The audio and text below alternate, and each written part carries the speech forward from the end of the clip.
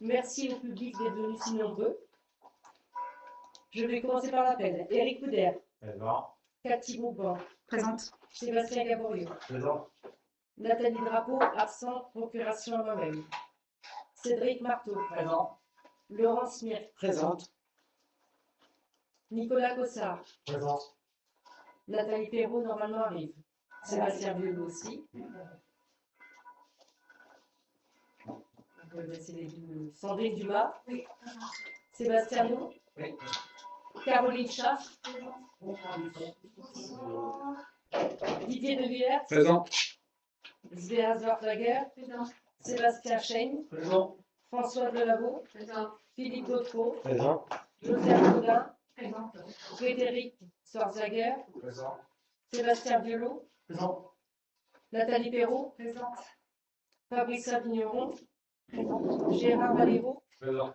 Stéphanie Bébel. Présente. Arnaud de Tricourt. Présent. Agnès Véda-Bojou. Patrice Paillet. Absent. Procuration Stéphanie. Armel Pivelier. Présent. Pivelier. Tout juste. Non, parce que si après on fait des papiers avec le lit, ça va compliquer les choses. Tant pis. Je vais nommer le secrétaire de séance. Cathy. Si tu veux bien. Oui. En premier lieu, il y a l'approbation du procès verbal du 25 février. Ceux qui l'ont lu, ont-ils des choses à rajouter, à dire? Non. Je passe au vote. Qui s'abstient? Qui est contre? Celui du 20 mars 2026.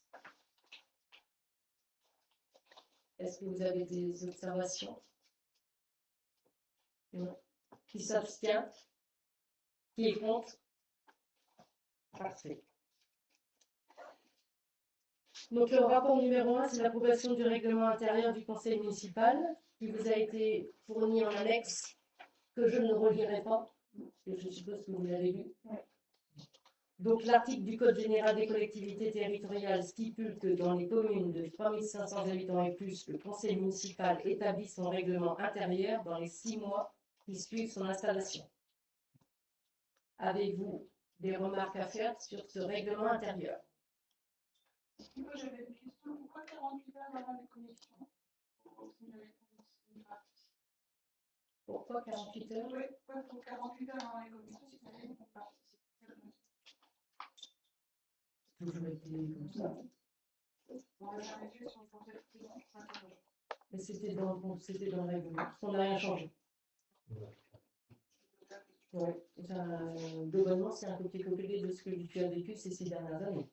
Tout à fait, on l'a jamais fait. Mais dans les faits, c'était dans le document, mais dans les faits, on appliquait que tout le monde, tous les élus étaient convoqués pour toutes les commissions. Ne venaient que ceux qui sont intéressés. Comme ça, si on était intéressé, on venait, si on n'était pas intéressé, on ne venait pas. Donc, et il n'y avait pas de délai ou autre. J'ai pas dit que C'était j'avais dans un- les textes. C'était comme. Les commissions ne sont pas encore mises en place. Oui, Donc, on va attendre qu'elles soient en place pour voir comment on va les faire fonctionner. Si tu veux bien. Donc, s'il n'y a plus de questions sur ce règlement, je le passe au vote. Qui est contre? Qui s'abstient? Parfait. Le deuxième rapport d'approbation du règlement budgétaire et financier. Nicolas, si tu veux bien. Bonjour à tous. L'approbation du règlement budgétaire et financier, un joli pavé. Donc, depuis le passage à la comptabilité publique N57, les communes doivent se doter d'un règlement budgétaire et financier. Ce document a pour objet de formaliser et de préciser les règles budgétaires et financières qui encadrent sa gestion en application des différentes dispositions législatives et réglementaires. Il définit également un certain nombre de règles internes propres dans le respect des textes en vigueur afin de les préciser. En effet, outre le rappel des normes et le respect du principe de permanence des méthodes, le règlement permet de combler les vides juridiques, par exemple, en matière de gestion des autorisations de programme AP et des crédits de paiement CP, dont l'adoption reste facultative pour les communes et les établissements publics de coopération intercommunal, le EPCI. Il s'agit d'un outil de gestion de la performance financière au service des politiques publiques mises en œuvre. Un gage de visibilité et de transparence et s'inscrit dans une démarche de qualité de gestion financière. Il permet également de créer un référentiel commun pour les élus et une culture de gestion commune que les différents services de la collectivité peuvent s'approprier. Adopté pour le budget principal, ce règlement pourra faire l'objet d'adaptation par voie d'avenant adopté par le conseil municipal. Le règlement budgétaire et financier proposé comporte 8 parties. Le processus budgétaire et l'exécution budgétaire, la gestion du patrimoine, la gestion des garanties d'emprunt, les régies, la commande publique, information des élus et glossaire. Donc je pense que tout. Est-ce que tout le monde l'a lu? Sinon j'ai fait une petite note synthétique. Alors est-ce que ça nécessite la lecture de cette note synthétique? Donc, tout le monde l'a lu. Tout le monde l'a vu, c'est parfait. Donc, je le passe au vote. Il est proposé au conseil municipal d'approuver le règlement budgétaire et financier tel que présenté en annexe. Qui s'abstient? Qui est contre? Merci. Rapport numéro 3, désignation des conseillers délégués. Donc, en vertu de son article, le Code général des collectivités territoriales ouvre la possibilité de désigner un conseiller municipal délégué pour l'accomplissement d'une mission particulière. Je propose au conseil municipal, non, je ne propose pas d'ailleurs, je décide, d'avoir 2 délégués dans mon conseil municipal. Est-ce qu'il y a, je propose Cathy à la communication, est-ce que tu serais intéressée par ce poste de délégué? Et à l'environnement et à l'urbanisme, Cédric. Oui. Parfait. Est-ce qu'il y a d'autres propositions? Le conseil municipal se prononce sur la désignation des conseillers municipaux délégués après acte de candidature en charge de ces missions particulières. Qui s'abstient? Qui est contre? Merci. Un contre, pardon. Tout simplement, Madame le maire, c'est que c'est une décision du conseil municipal. Or, l'annonce des 2 délégués était déjà inscrite sur le site internet de la mairie. Voilà. Donc c'est pour ça que je vous propose, parce que normalement, cette décision revient au conseil municipal et non pas une nomination. Voilà. Donc c'était.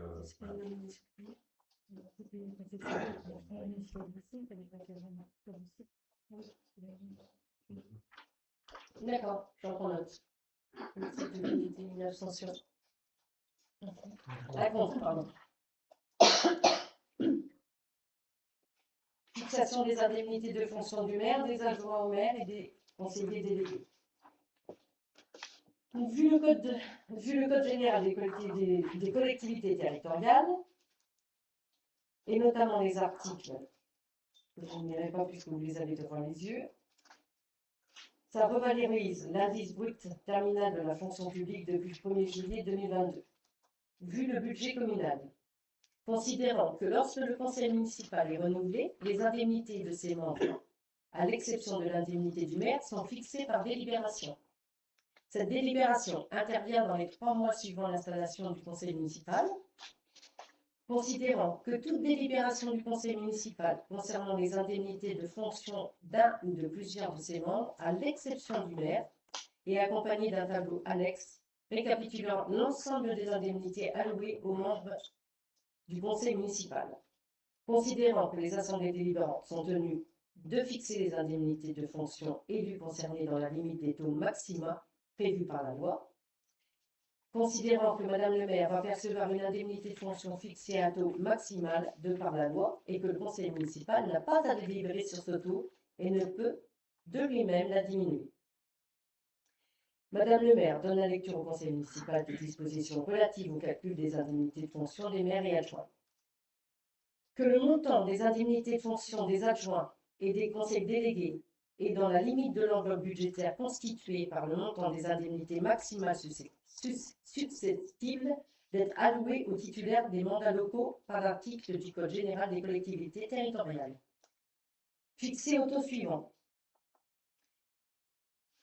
Du 1er adjoint au 5e adjoint, ça sera 17% de l'indice brut. Les conseillers délégués, 6% de l'indice brut.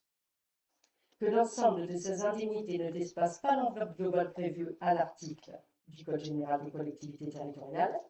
Que les indemnités de fonction automatiquement revalorisées en fonction de l'évolution de la valeur du point d'indice et payées mensuellement. Qu'exceptionnellement, suite au renouvellement général des conseillers municipaux, la présente délibération est applicable à compter de la date d'entrée en fonction du maire, des adjoints et des conseillers délégués par le maire. Que des crédits budgétaires nécessitent au versement des indemnités de fonction sont inscrits au budget communal. Il est proposé au conseil municipal d'approuver les taux alloués aux indemnités de fonction des adjoints et conseillers délégués, tels qu'annoncés ci-dessus. Est-ce que vous avez des questions sur ces indemnités? Non. Je passe au vote. Qui s'abstient? Qui est contre?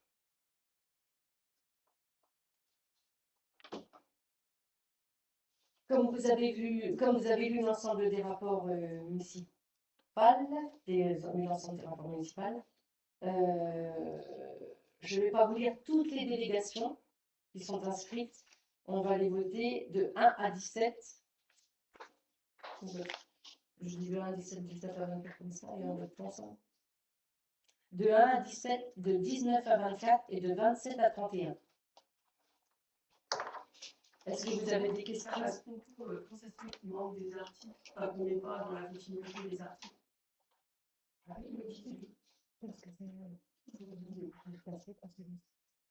Si jamais on doit rajouter des articles, on les repassera au conseil municipal. Ouais. S'il y avait besoin de ces délégations-là, on les repassera au conseil municipal. Voilà.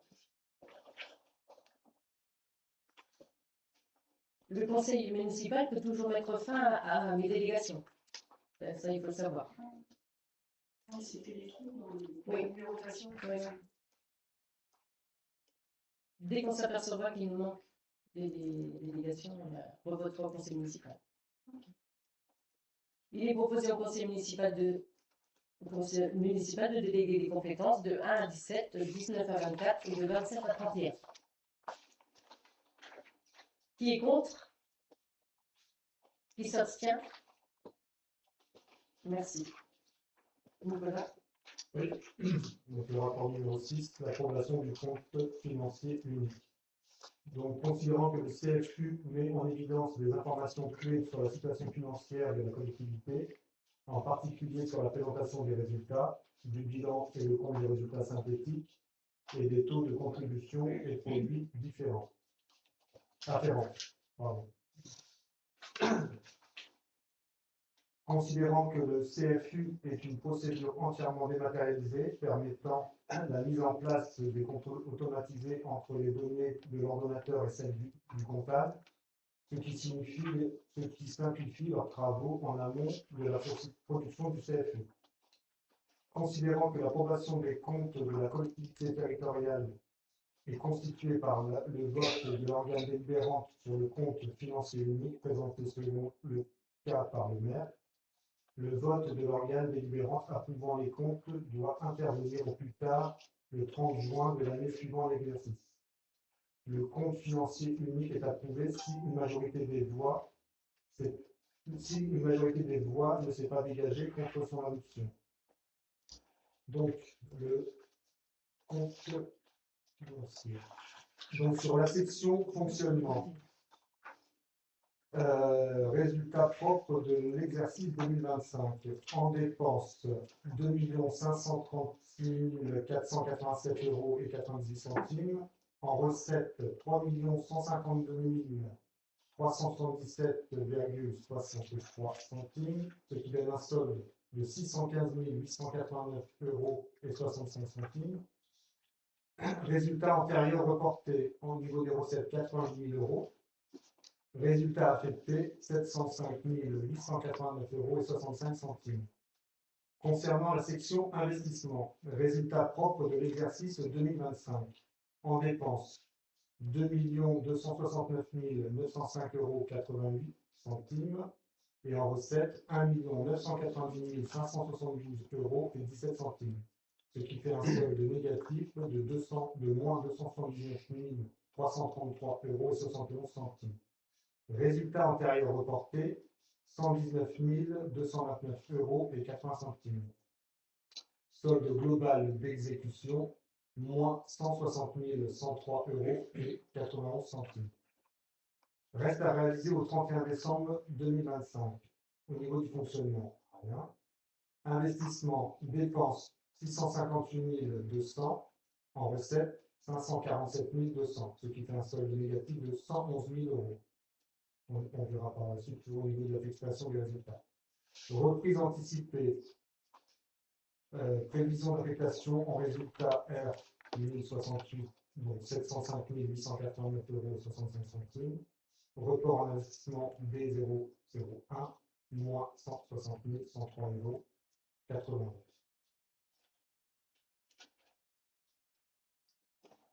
Je vais proposer au conseil municipal d'approuver le compte financier unique de 2025. Est-ce que vous avez des questions? Non. Qui est contre? Qui s'abstient? Merci. Rapport numéro 7, donc l'affectation définitive des résultats. Considérant que le compte financier unique de l'exercice 2025 présente un excédent de clôture de fonctionnement de 705 889,65 € et un déficit de clôture d'investissement de 160 103,80 €, le montant des restes à réaliser s'élève quant à eux à 111 000 €.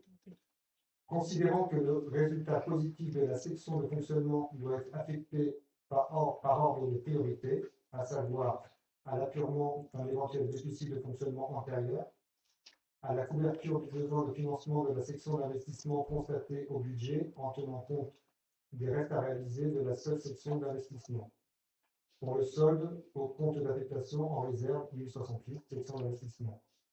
Le résultat de la section d'investissement doit être repris à l'identique. Il est donc proposé au conseil municipal d'affecter le résultat de 2025 de 705 889,65 € comme suit. Compte 1068, excédent d'investissement capitalisé, 705 889,65 €. Compte 001, déficit d'investissement reporté, 160 103,91 €. Merci Nicolas. Est-ce que vous avez des questions? Non, je n'ai pas de question. Par contre, je voulais juste que ce soit dès que je trouve par une situation qui est plus honorable et qu'on espère vivement qu'on continuera dans cette espèce. Est-ce que je peux passer au vote? Donc, s'il n'y a plus de questions, qui s'abstient? Qui est contre? Merci. Maintenant, nous allons passer à la composition des commissions communales. Donc, je ne vous refais pas la lecture des articles et tout. Vous les avez lus, comme moi. Donc, je rappelle que le fonctionnement des commissions communales est précisé dans le règlement intérieur. Donc, effectivement, nous verrons ça. Il appartiendra au Conseil de statuer sur la désignation des membres des commissions référencées ci-dessus. Donc, la commission finance. Je la préside de droit. Monsieur Cossard a été élu donc, adjoint. Vice-président. Et en tant que membre, je propose Cathy, Didier, Nathalie. Oui, pardon. Nathalie Drapeau n'est pas là, mais elle s'est vendue. Et l'opposition? Patrice Allier, il y a un.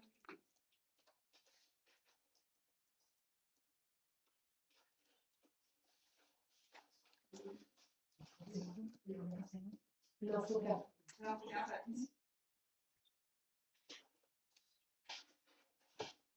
La commission enfants, jeunesse, affaires scolaires, restaurants scolaires et actions sociales. Toujours la même chose, hein, je ne répéterai pas chaque commission si je les préside de droit. La vice-présidente, Madame Drapeau Nathalie, a été élue dans cette chambre pour ça. En tant que membre, je propose Josiane Baudin, Talbot Vigneron Fabricia, Sandrine Dumas, Delaveau Françoise et un membre de l'opposition, si vous êtes tous d'accord, pour ce que j'ai nommé. Agnès.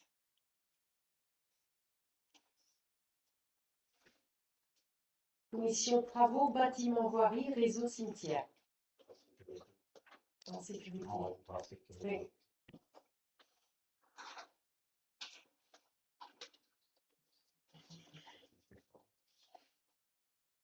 Vice-président,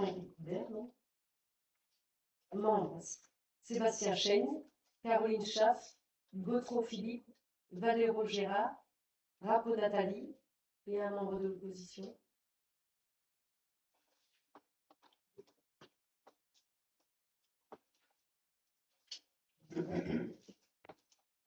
Commission culture, patrimoine, tourisme, association et fêtes et cérémonies. Vice-présidente Laurence Mierck. Oui. Membre Sébastiano, Dumas Sandrine, Delaveau Françoise, Thérault Nathalie et un membre de l'opposition.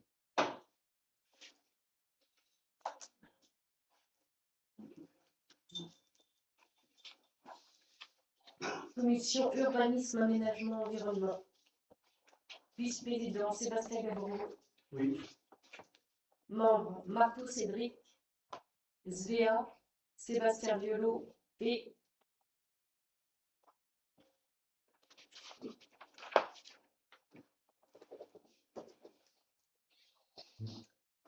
commission d'appel d'offres. Outre le maire, président de droit ou son représentant, 5 membres titulaires et 5 membres suppléants. L'élection se déroule au scrutin secret, sauf si l'Assemblée décide de le faire à l'unanimité et de ne pas y procéder.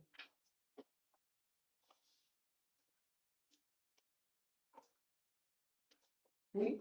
Oui. Donc, président, le maire, titulaire du groupe majoritaire, 2, 1, 2, 4. C'est ça. Et c'est bien 4. Donc, titulaire, Nicolas Cossard, Cathy, Fabricia, Sébastien Violo et un membre de l'opposition, si vous voulez. Un titulaire, un suppléant, c'est bien. Ouais, Un suppléant. Un non titulaire et pas plus un suppléant.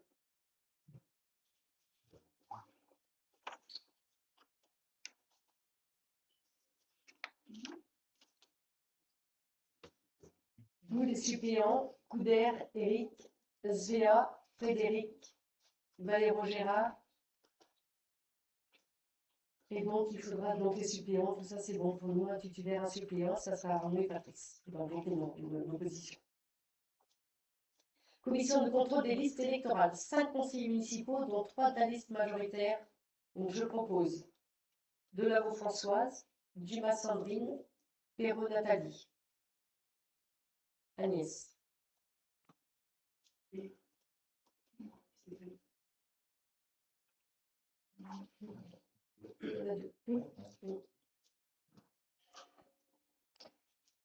Commission agricole extra-municipale. Elle s'appelle extra-municipale parce que nous accueillons des gens qui ne sont pas élus. Donc, les agriculteurs, tous ceux qui ont un rapport avec l'agriculture, c'est comme ça. Vice-président, M. Marteau Cédric. Les membres, Couder Éric, Gabario Sébastien, Violo Sébastien, Svea et Frédéric. Et voilà.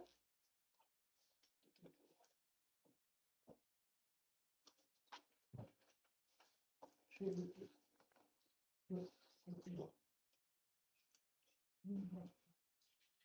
Je peux poser une question. Il n'y aura pas de commission action sociale ou c'est intégré avec autre chose? Elle est intégrée. Ah, d'accord. Oui. Dans l'enfant jeunesse. Dans l'enfant jeunesse, oui. Compris. Élection des délégués au syndicat des organismes extérieurs.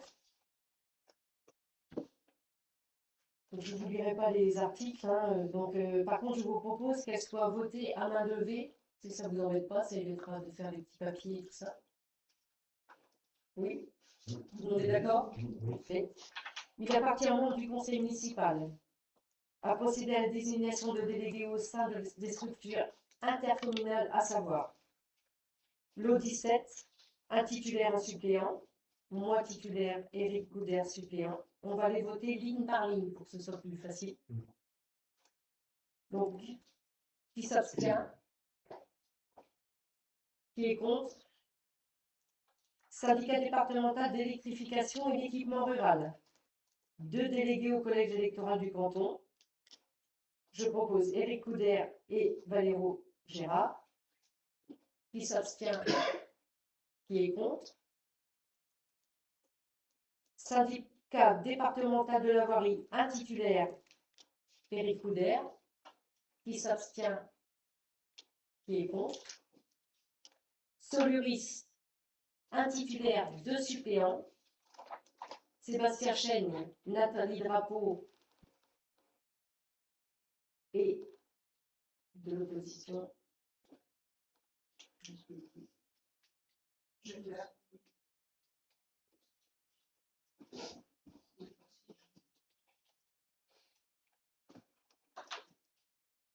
passe au vote la ligne. Qui s'abstient? Qui est contre?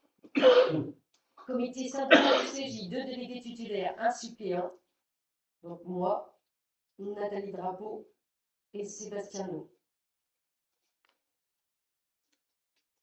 Qui s'abstient? Qui s'abstient? Qui est contre? Association syndicale des marais du Martrou, un titulaire, un suppléant.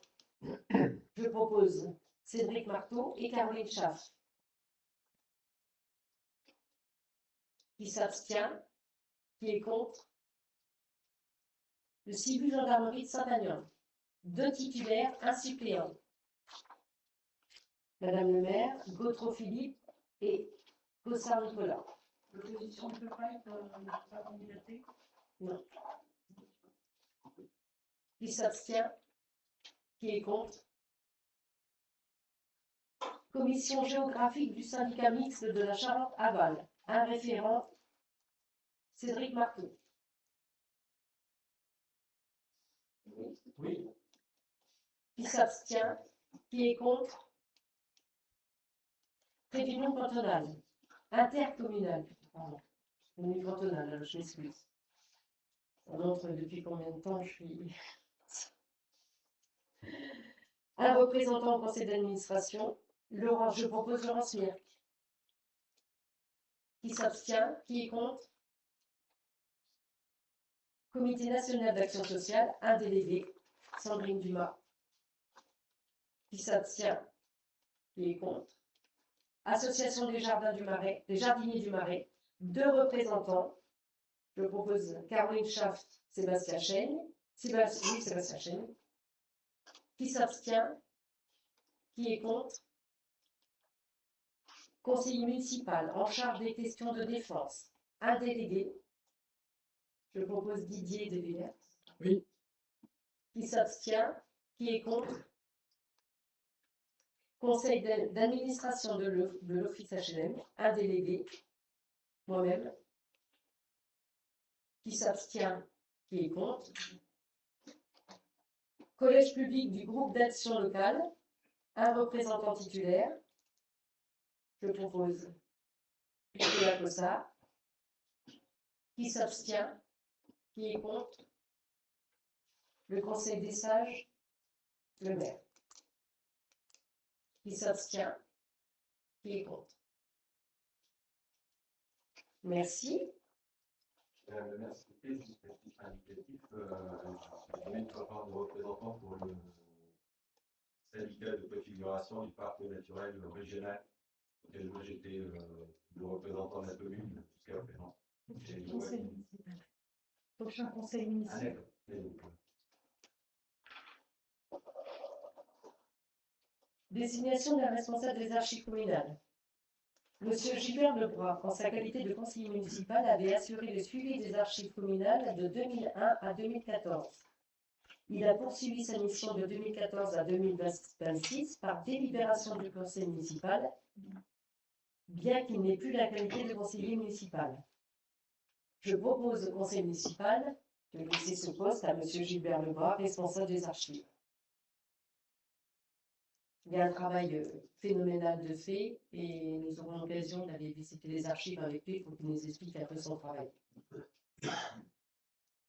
Moi, j'ai juste une question. Je ne mets pas en question le travail de M. Lebras, parce qu'on est là, et je suis entièrement d'accord avec toi sur ça. Pour le coup, responsable des archives communales, ce n'est pas forcément un élu, ce n'est pas forcément un agent administratif. Ça peut être quelqu'un qui vient de l'extérieur pour le coup. Oui, je vous en prie. De fait, par les fonctions de Madame le maire, c'est Madame le maire qui est responsable des archives communales, quoi qu'il arrive. Pour autant, comme le groupe de la commission archives actuellement en place vont souvent aussi aux archives, il faut qu'on puisse, Madame le maire puisse dire qu'il y a un référent et que la responsabilité des archives qui sont traitées par cette petite commission-là puisse être bien distinguée aussi par les délibérations. Je me permettrai juste de rajouter que les archives font partie du patrimoine de la commune, donc ça va être géré avec activité.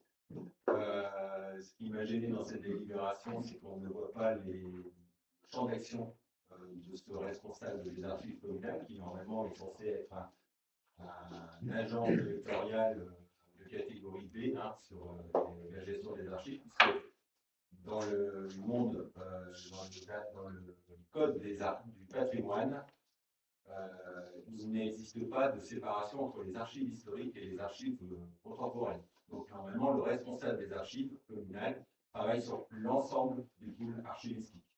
Voilà, c'est pour ça aussi que c'est important, et j'entends tout le travail qu'a fait M. Lebras, notamment sur la partie historique avec dans le cadre de l'APE.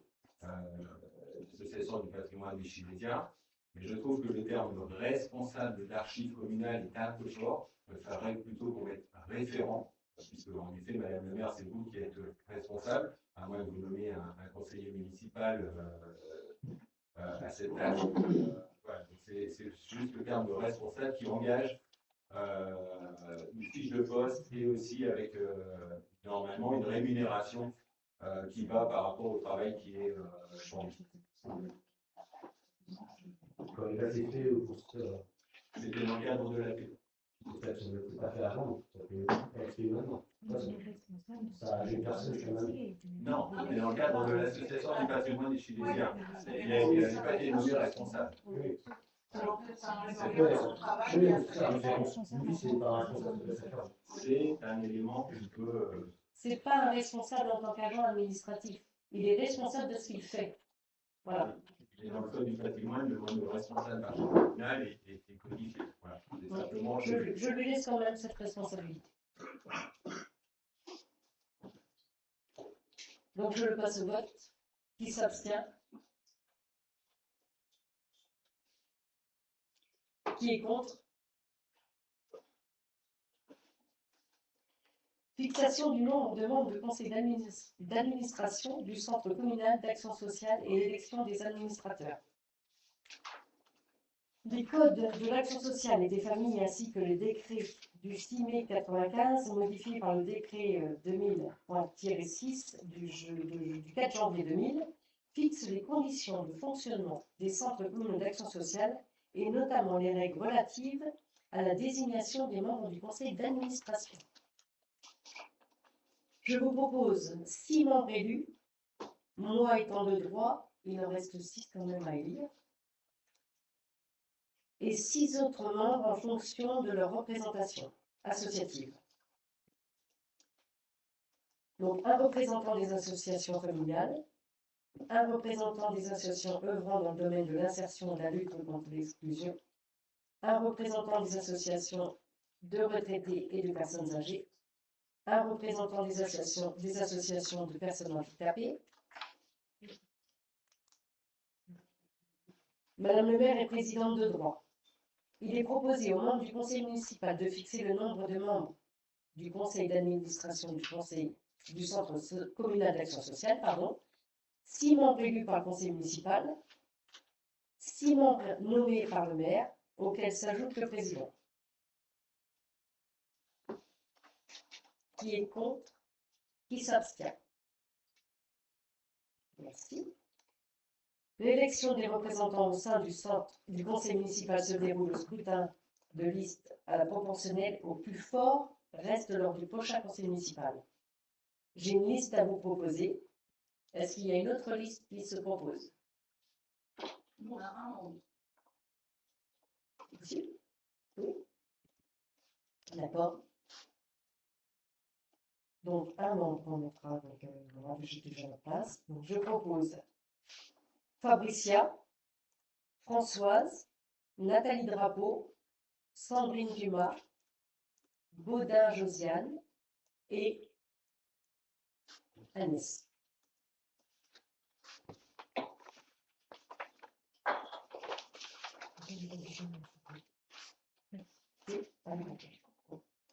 Donc sur cette liste, qui s'abstient?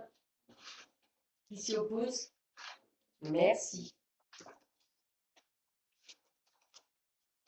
Les rapports, le conseil municipal étant terminé, je vais vous parler de ce que nous avons fait cette semaine. Je vous parlerai d'abord des travaux des ateliers municipaux, donc ça avance. Donc l'intérieur est cassé, donc il n'a pas plus qu'à remonter. J'ai participé au conseil d'école, où on a beaucoup parlé du stationnement également. Donc nous allons faire une com sur le stationnement pour indiquer aux parents, et donc j'ai déjà validé avec les écoles pour qu'ils comment là-dessus aussi. Les parents pourront aller se garer à côté des anciens ateliers municipaux pour éviter d'être sur les trottoirs, sur les rues. Dans les rues, sur les trottoirs, mal garés, déposer des enfants en rapidité, enfin non, ça c'est plus possible.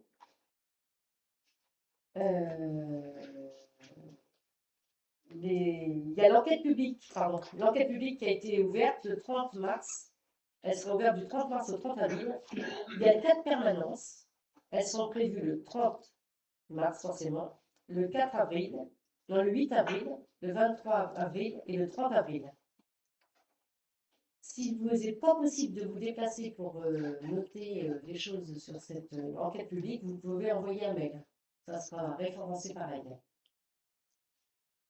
Voilà, ça c'est pour l'enquête publique. Et maintenant, je vais vous parler d'un état de catastrophe naturelle au Carillon Noir. Je ne sais pas si vous en avez entendu parler. Ça s'effondre à un endroit. Donc, on a dû exproprier des personnes qui sont relogées, hein, il n'y a pas de souci. On attend des services de l'État qui déclarent la catastrophe naturelle, c'est bien ça. Et ce dossier sera suivi avec intérêt parce qu'il y a des maisons autour et ça sera il faudra être prudent. Voilà. Et c'est quoi la maison qui sont Ben là, c'est une maison. Donc, j'ai eu l'occasion d'aller en dessous, hein, bien sûr. Alors après, il y aura des choses à revoir parce qu'il y a l'électricité, il y a l'eau en dessous. Des choses qui sont découvertes, bien sûr. Moi, je n'ai rien à rajouter sur ça pour l'instant. Tout est en cours. Pour moi, le conseil serait terminé. Il est 19h39. Le prochain conseil sera le 7 à 19h. 7 avril. 7 mai. 7 mai. Ah oui, tu me fais perturber. 7 mai. Oui, on est en avril, là. Oui. Tous les mois. Non, non, ça sera tous les mois, les conseils municipaux, le jeudi à 19h. Jeudi 19h, et 7 mai. Oui, je clôture la séance.